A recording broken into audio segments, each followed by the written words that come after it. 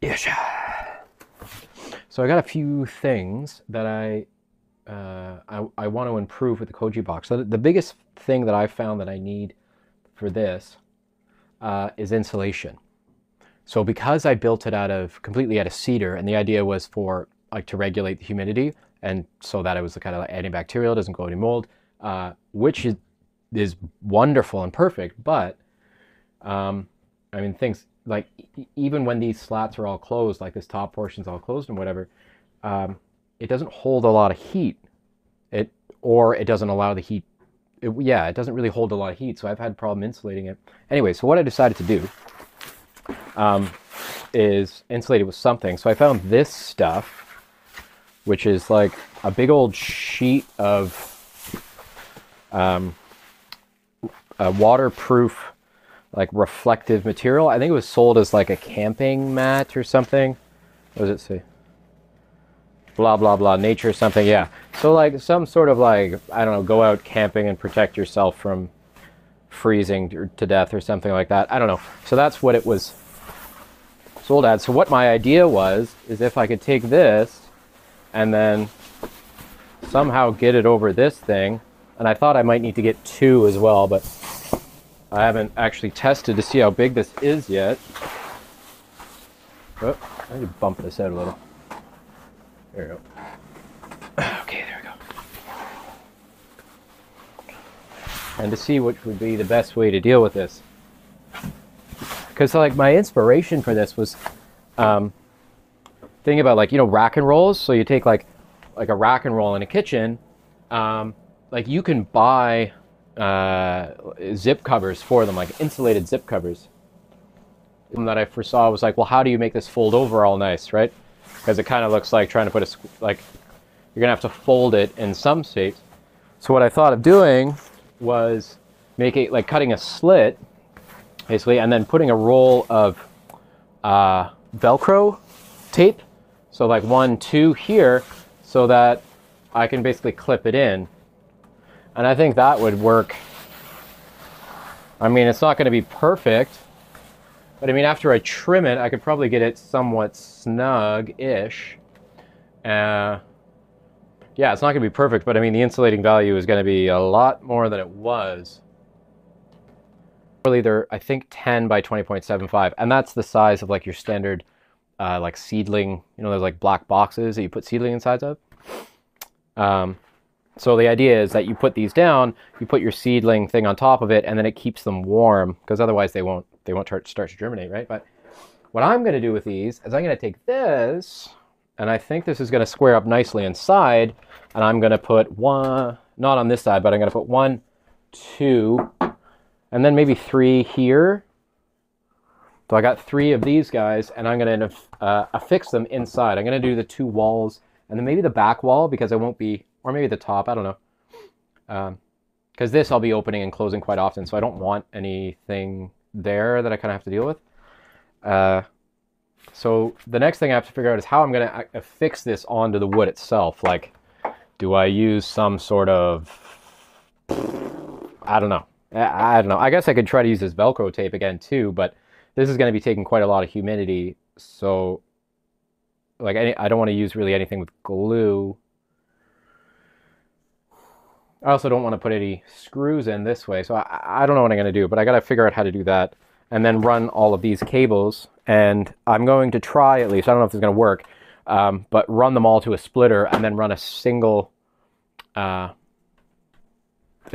this splitter to a single temperature controller. So I was thinking about doing a temperature controller for each one of these mats, but I'm like, that's kind of like overkill, and then you're going to have wires going all over the place, and I don't really want to deal with that. So we just start putting this thing on top, and I went to fold it, and it folded like a present, and it's really kind of cute. So I'm not going to cut it. I'm going to fold this part over, and I think I'm going to Velcro it here, and I'll Velcro it here, so it has more insulating value. So I don't have to cut the whole thing. I'm going to do 2 little pieces of Velcro, and it'll be like a nice little present top that I put on top of the Koji box. That's great. Here we go. So this worked out really well. Look at this stuff. So here's our little Velcro-y tidbit. And I got another little bit here. And then this will allow me to access this guy. And I took this down a bit with a coarse file, which like chews through cedar in comparison to like the oak that we were like with the barrel. It's like it's kind of a joke. So I'll be able to get in and out this way pretty easily. And then, oop, the bottom first here. See how that's pretty tight. I'm happy about it. So these are two little locks, and then after I get in, I guess I'll have to kind of eyeball this, line up these two little guys, whoop, and then this one, whoop, and that's it. And I did the other side as well, and it's tucked in, so this whole thing is on there pretty snug, which I'm very, very happy about. So I don't even know if I'm going to need to use the tarp. I might use it anyways for something extra, but this was amazing. And this stuff is much, much stronger than it needs to be for this. Because whatever coverings on here are so thin, like this little bit of like painting tape almost ripped off this stuff, so you can't really mess around with it too much.